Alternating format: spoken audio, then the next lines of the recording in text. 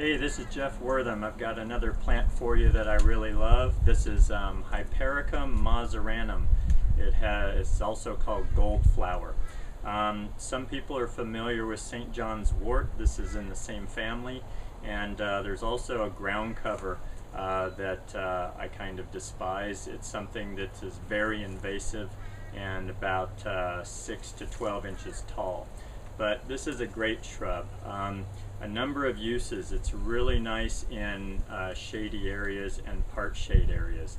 One of the things that's tough as a designer is to find plants that will thrive in shade or dense shade.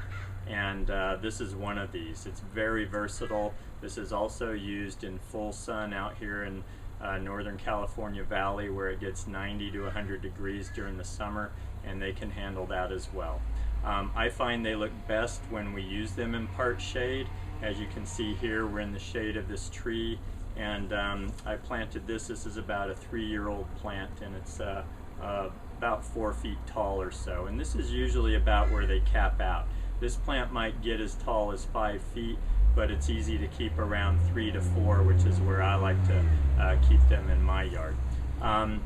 As you can see, let's see, it's middle of June right now, and it's in full bloom. It's probably been blooming for about a month, and I would expect this heavier bloom to continue for another month or so. So you probably get a good 2 months plus during the summer of bloom out of this.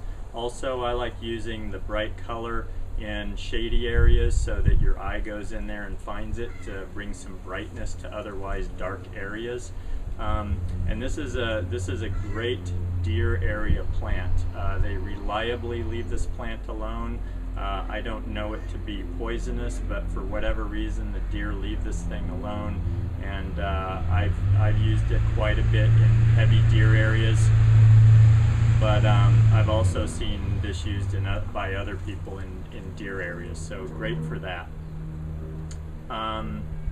The other thing about it is maintenance. Now, this thing takes little or no care. If you can give this about 5 feet wide by 4 to 5 feet tall, you should rarely have to touch this plant. In Northern California, though, I would call it half deciduous. When we get a good frost, it can handle that no problem, but you will find that it does a lot of leaf drop. It doesn't go totally deciduous or bare on us, but it does lose quite a few leaves. So I don't love using it in a prominent area where people are during the winter going to view the plant, but as a background plant, it's really hard to beat.